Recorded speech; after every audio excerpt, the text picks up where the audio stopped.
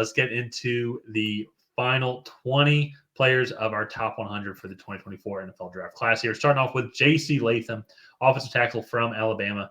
It's unfortunate that his last play in college was just not his best play, because I think it's absolutely probably his worst play, because he is an absolute stud. I mean, just an absolute stud. I think actually too. Let me look up here. I want to double check. I think he tested the best out of everybody by a long shot, even more than Joe Alt in the combine. Dude is just an absolute freak. 6'6", 342 pounds, 35 and 1/8 inch arms, 11-inch hands. He did not do any of the testing overall, but still, everybody can just go and see his.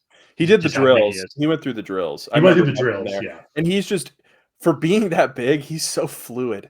Like, it's scary to like imagine him running at you at that size. And one of the things for me that really sticks out is when he gets beat, it's not because technique or anything. And keep in mind, he's also 21, I believe. He's very young. He's not getting beat physically or like by his technique. It's just mental lapses. Like, if you look at that last rep that you referenced, his last college rep, he's looking at the center waiting for the ball to be snapped. He's not looking at the edge rusher. And then that's when the edge rusher beats him off the edge. And then once when he gets beat, he's out of position and the edge rusher has all the leverage. So like, that's my big thing with him, is like, you just have to kind of get him in the game mentally. And some of that will just be maturity. So I really like him here. Next up, sticking at Alabama. Do you have anything else to say about J.C. Latham? I realized I kind of cut you off there. Nope, that's okay. Okay. That's it. Yeah, you said everything I was going to say. Okay. Next up, Terrion Arnold. Sticking to Alabama, really solid corner here. I like his versatility. He's going to be able to play as a nickelback. He's probably to start out, and then he has the versatility to go be an outside corner as well. And like, being able to just shadow receivers. He's a really fluid athlete. Didn't test the best of all the corners, but I think he checked the boxes in terms of testing. Yeah. I'd be curious to say, and it's just a little bit of a knock. It's not even fair, just because he can't control. But he is, compared to Nate Wiggins and then also Quinton Mitchell, he is 6'1", 190. I'd just be curious if that's a little bit, because if that'll be a little bit of a knock compared to him, and how teams view him compared to Nate Wiggins or Quinton Mitchell, who are just a couple inches taller. They're just a little bit longer in their arms. Yeah. Terrion Arnold's arms are 31 5/8 inch, while Quinton Mitchell is he's also 6', 195, 31-inch arms. So never mind, I take that back. I thought Quinton Mitchell was a little bit taller. So disregard that. So let's move on though to Nate Wiggins as well, cornerback from Clemson. I think throughout all the mock drafts, even going back to last year, everybody had Nate Wiggins up here as like a top 20 pick at worst. And so I think he's just super consistent. He's going to be your number one corner, guys, that you can just lean on and just put him up against anybody. I would say he has the potential to be your lockdown outside corner. I'd be kind of curious to see just where these guys all fall relative. It's something similar. Reminds me of a little bit of that J.C. Horn, Patrick Surtain from a couple years ago. It's just going to be which defensive coordinator likes that guy for their scheme more. That really is just what it's going to come down to, because all these guys I think are so close together. Yeah. No, I like Nate Wiggins. He does have a tendency to maybe like bite on first of double moves on receivers.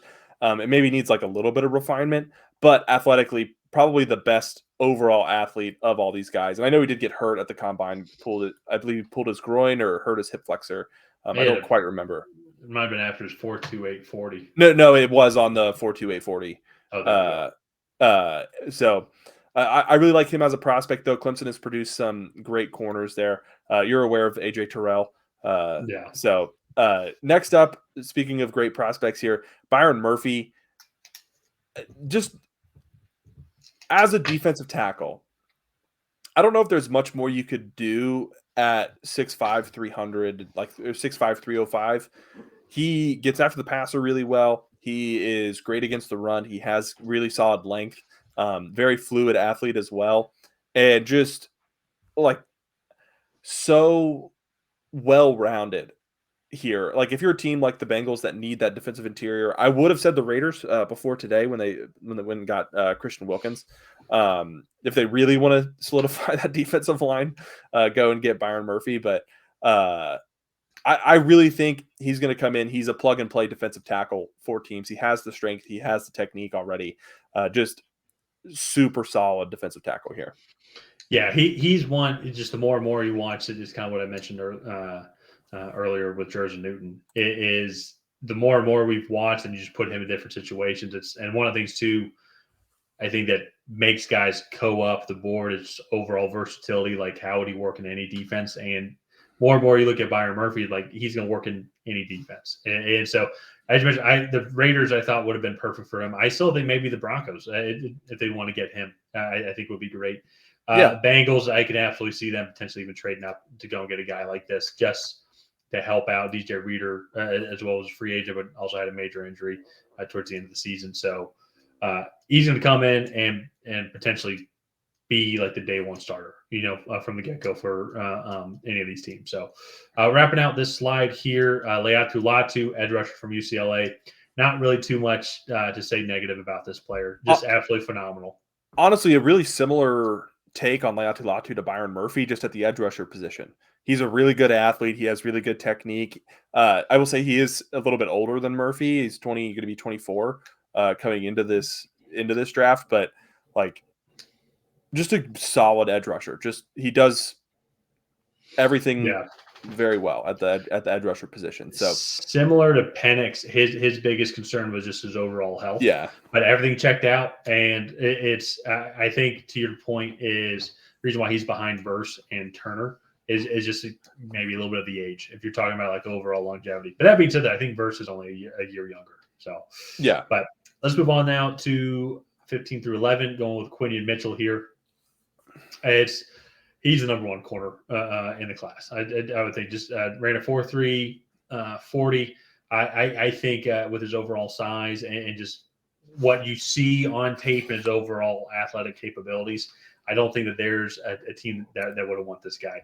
Maybe they could go with Nate Wiggins if they just like the scheme fit a little bit more. But to me, I'd be looking at like if the Falcons trade back and they're looking at get a corner, I'd be like, let's get Quinion Mitchell, put him alongside AJ Terrell.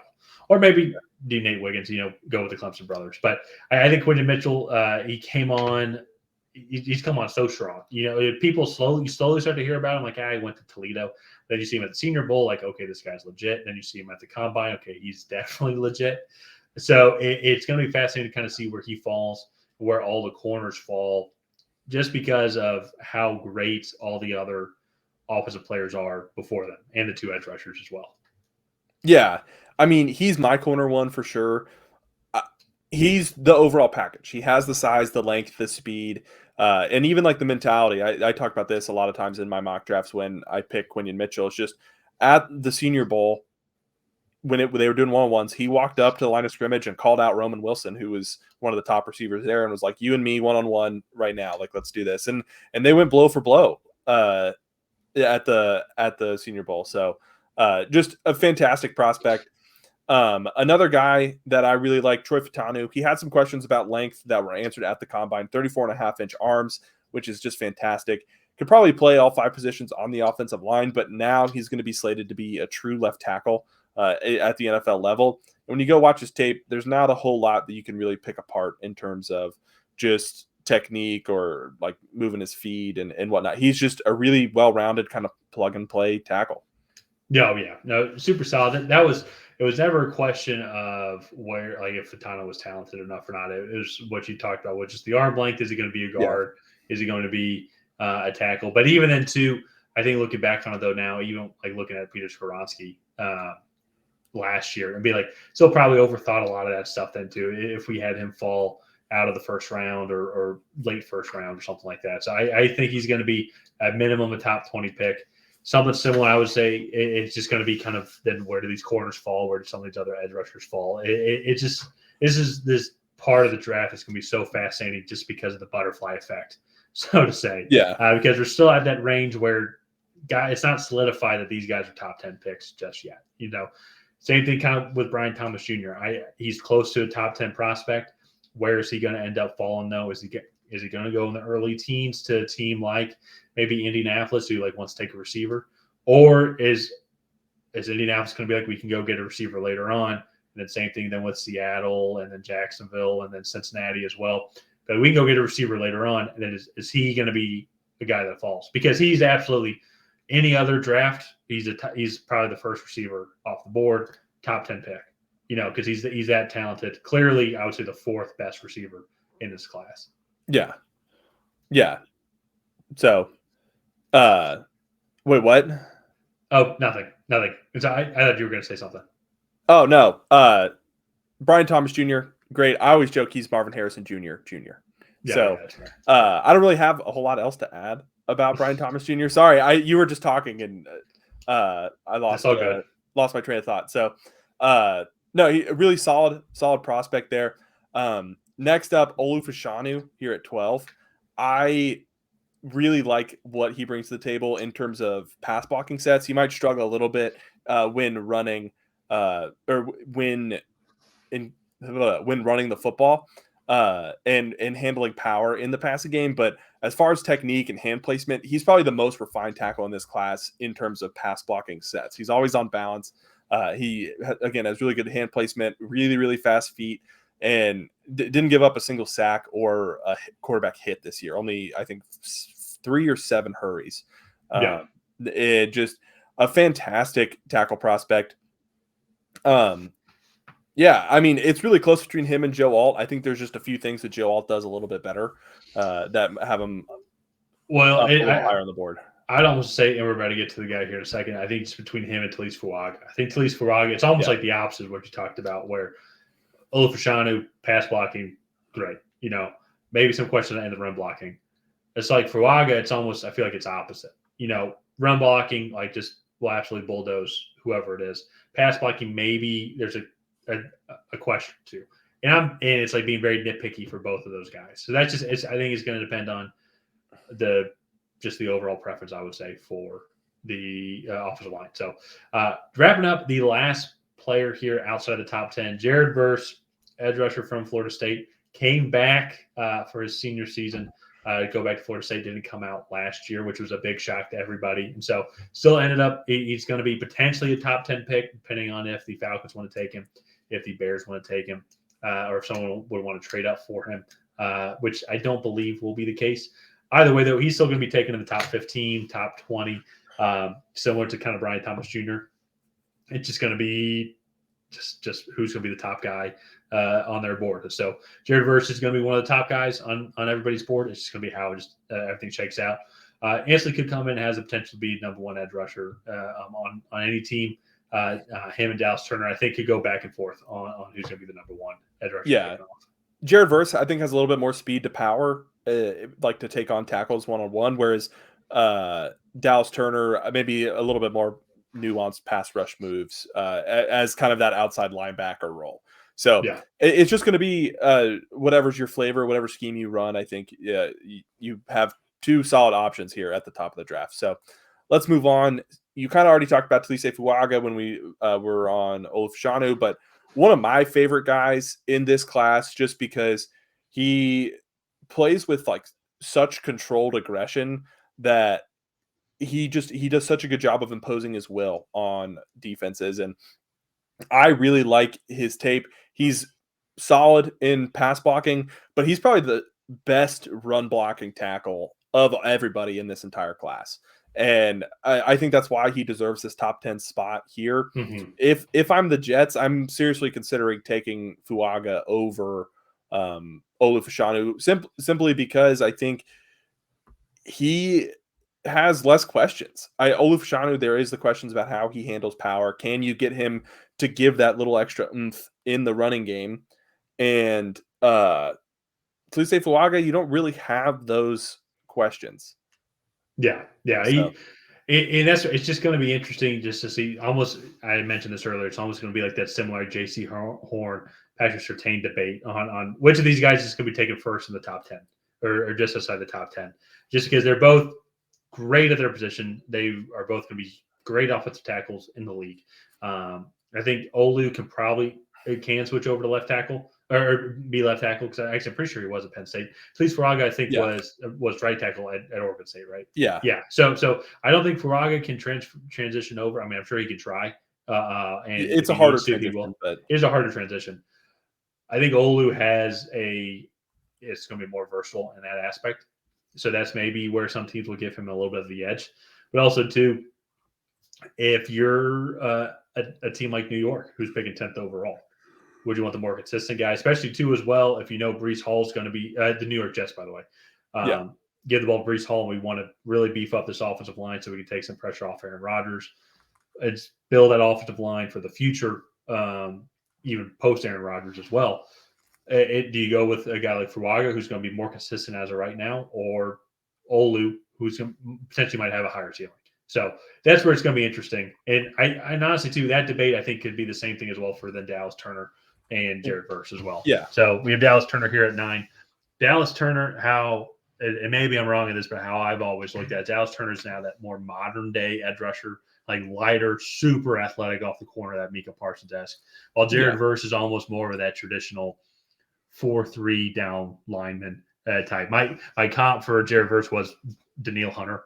And like they're almost the exact same size and weight. And he's more of that traditional defensive end, while Dallas Turner's that edge rusher. So it's just going to be off the overall preference. As a Falcons fan, I've thought about that. I've been going back and forth in my head because we've talked about it. It's like, what type of edge rusher would we want here? And I'm trying to think of then too with like a Raheem Morris defense. And so I can see them going back and forth on whether it's Dallas Turner or whether it's Jared Verse. Either way, like they're going to be getting phenomenal players. Yeah, and Dallas Turner is probably the most developed pass rusher in terms of like assembling an arsenal of pass rush moves. But he is that lighter, like outside linebacker type. So it'll be interesting to see who goes first. Again, I think it just depends on what scheme that specific defense runs. So here we are, finally talking about the top 3 quarterbacks here.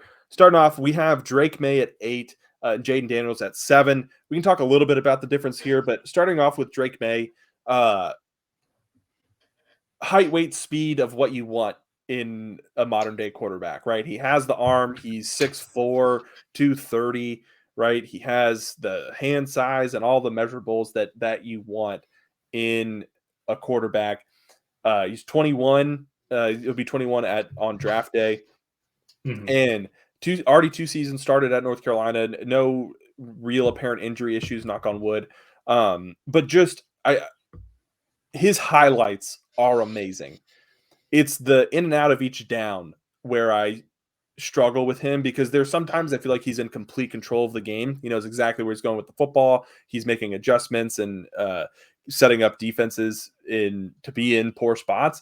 And then there's other times where I feel like he snaps the ball and he looks around. He's like, okay, what do I do now? And that to me, I think is what's concerning there. I do think that, like when you look at Josh Allen, Justin Herbert, those are the 2 biggest pro comps. I think that is those were some issues that both of those guys had as well. And so you just hope that that can be coached out of Drake May like it was those other guys. Yeah.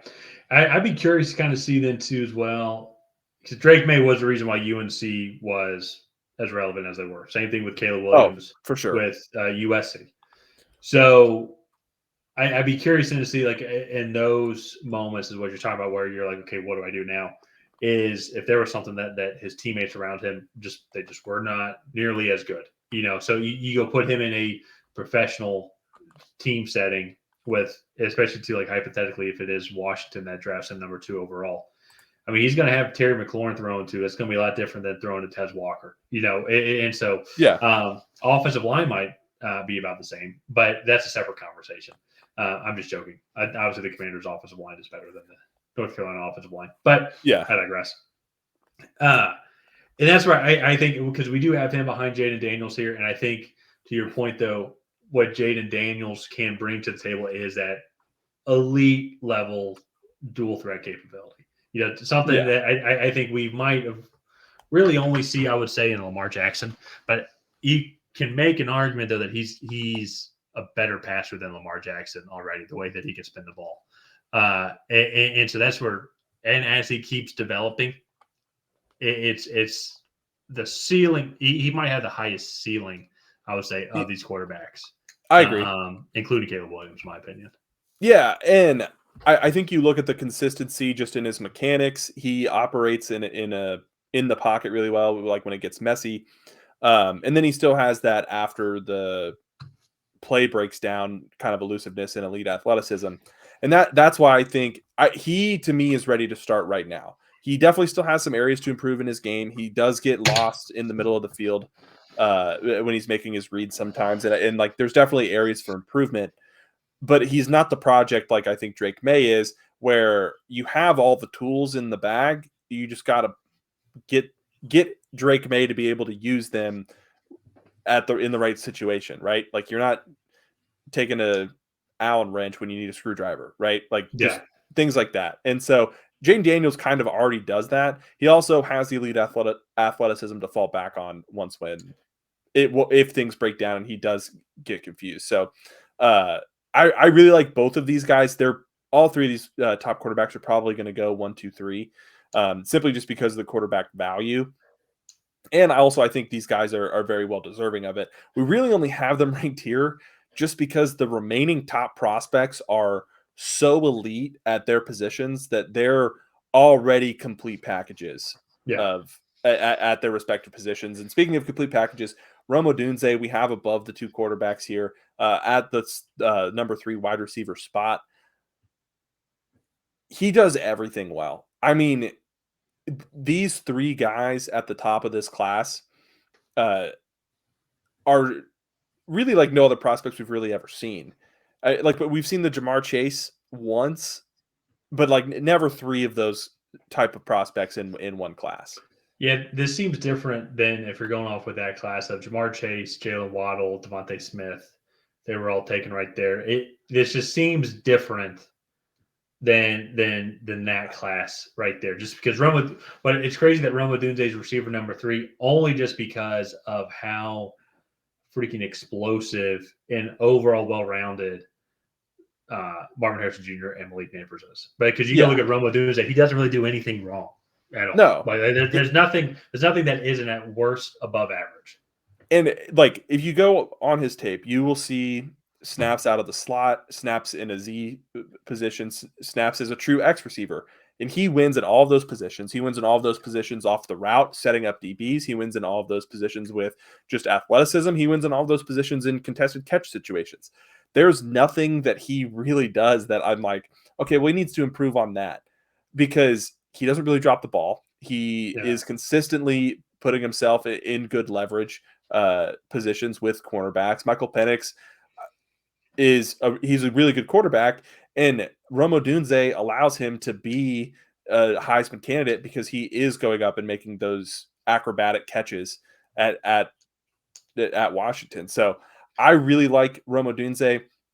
The scary part is like if he falls, I mean, like if he goes at 8 to the Falcons, they have Kyle Pitts, they have Drake London already. If he goes to 9, where the Bears are, their second pick, okay, they now have Caleb Williams, DJ Moore, Cole Kmet, and Romo Dunze. Like he really could be in the best situation of these 3 wide receivers simply because he's going to go to the place that already is going to be more established and have a better roster in place already. Or if the Chargers like him more than Yeah, Malik exactly. Neighbors, they're like, all right, you're going to go alongside Keenan Allen, and then I mean, you do sell Quentin Johnson and Mike Williams there as Yeah. well. So it's And then he, Justin Herbert's throwing him the ball. yeah, yeah, So and so it, he's going to go into a phenomenal situation. All these guys, I think, are going to go into a phenomenal situation, receiver wise. I mean, because even to hypothetically, let's play this scenario. Marvin Harrison Jr. is going to do fine in any situation, but let's say he goes to the Cardinals. You got Kyler Murray as your QB there, and with a team who's playing extremely well. Next, if we want to go up to the final slide as well, as we kind of start talking about these guys, yeah. but then even then, if you have Malik Neighbors going to the Giants, I still like that situation though of what Brian Dable I think can do. I think he fits in perfectly well with what that they're trying to do in New York. And so you still pair him up with Jalen Hyatt and then Darius Slayton as well. Obviously, I know there's going to be a lot of questions about that quarterback, so that might actually be the worst situation for everybody and going to. But still, those guys are so good that they might be able to elevate the team. So Malik Neighbors, kind of as we already talked about here, we have him 5th just behind Brock Bowers.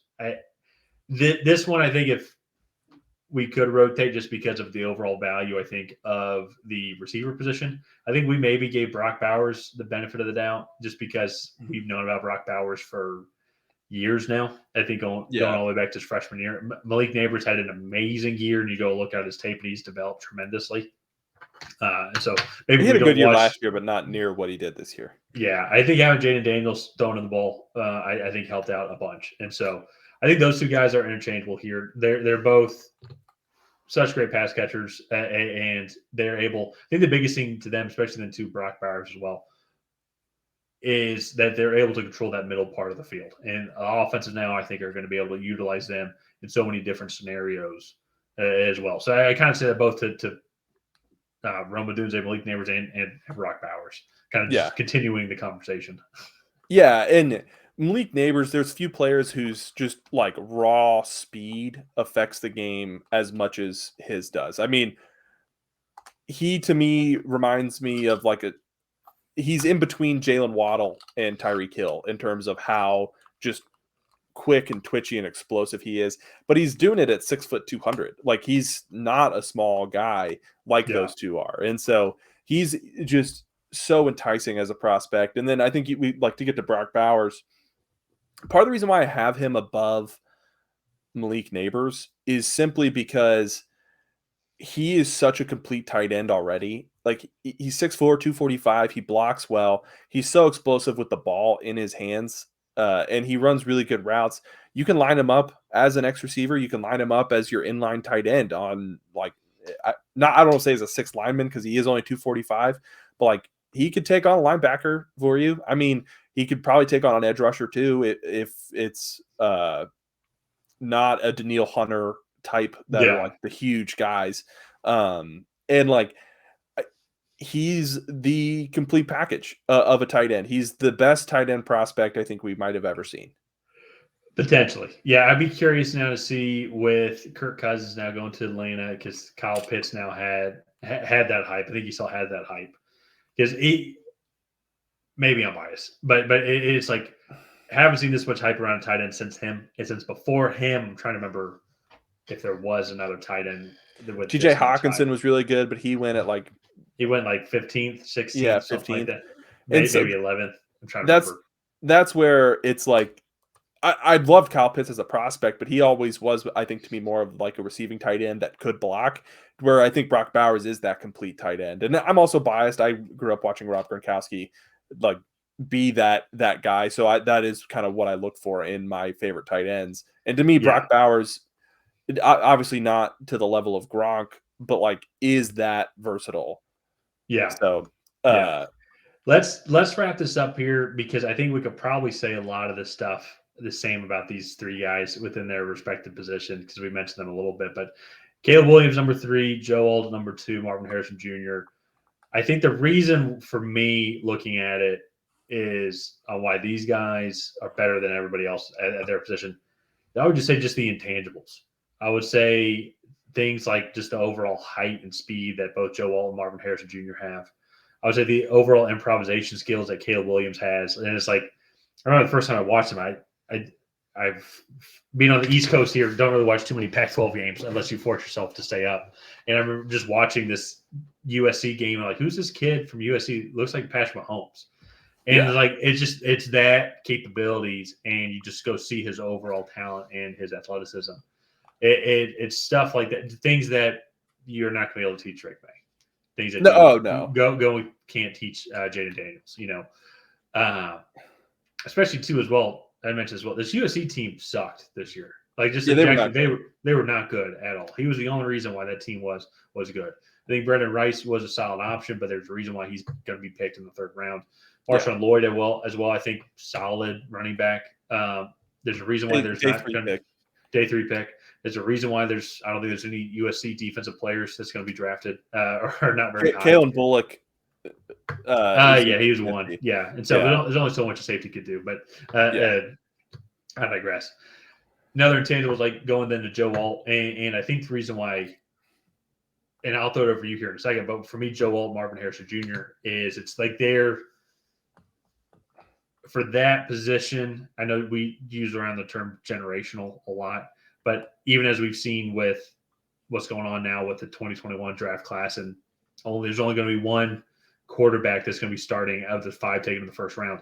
I think you go look at how important left tackle positions are in the overall complete team, and then the receiver position, what we see with Marvin Harrison Jr., and just he's got all the pieces put together. That's what I think. That's what puts those two guys ahead of Caleb Williams in my head, just because the QB position, it is a real possibility just because you're taking first overall could be a huge boom or bust. And so I think with Joe Alt being at 6'9", he could be one of the best left tackles that we've ever seen. He's got that measurables. And Marvin Harrison Jr. as well is he's almost unstoppable. If he goes to a team with a really good quarterback, he is almost unstoppable.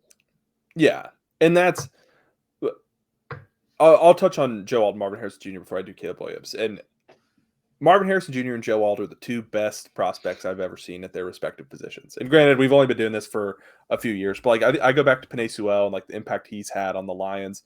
And it's like, okay, Joe Alt at 20 years old, he'll be 20 when he's drafted.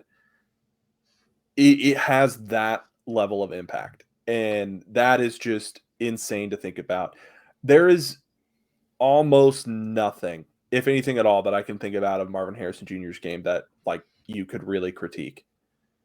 Like he really is the whole package. He's fast enough. He can beat players deep. He runs exceptional routes, especially at 6'4", and there's just very few things that you could really even critique about either of these guys. And they're both doing it at such a young age, and they are just the elite of the elite. And if you get the opportunity to draft one of these guys, obviously I think quarterbacks maybe take a little bit of precedence just because of the overall value of that position. But these two guys should be the first two non-quarterbacks off the board. And and that's what if if every team had to pick off like just who was the best player available on every single board, like this is how teams drafted, it would probably go in this order. I would say 1, 2, 3. Yeah, it just Marvin Harris Jr. As you said, every team needs to have that stud wide receiver, and everybody's looking for that guy. As important left tackles are. But I even think, too, if you're looking at like the New York Jets, for example, and how awful the offensive line has been, or even the New York Giants as well, when they made their playoff run, if you can get a group of receivers that can get some guys off the defensive line out of the box to help go back in the coverage, it helps take off a lot of pressure from that offensive line. One guy can only really block 1 or 2 guys for so long, so to say, but if you can get an elite receiver like Marvin Harrison Jr., it's just going to send this offense just to an absolute another level. It just because you're going to have the double coverage this guy, you're going to have to lean guys over even a little bit to just kind of put another guy in that area just to help out as much as possible, which is going to create more opportunities for everybody else. It's just this draft class is just absolutely insane. and so then for us to do the top 100, it was honestly great just to see and practice, just kind of orient ourselves even more to these players. Like, what do we like about these players more? So then come draft day, when we're live on draft night for round 1, we'll even have as best an understanding as possible to why teams might want to select this guy or might not select this guy. Yeah. And that's, I think this whole process is just educating ourselves on these players. And then going forward, we can, when we do not just our live stream, but then our draft analysis right after the draft, I think we'll be able to give as accurate analysis as possible. So, but this was the Tracy Takes first top 100. Please go ahead and like and subscribe. Leave a comment down below on what you thought of our top 100. Who was your favorite player that we ranked? Who was your least favorite player that we ranked? And other than that, we will see you guys next time.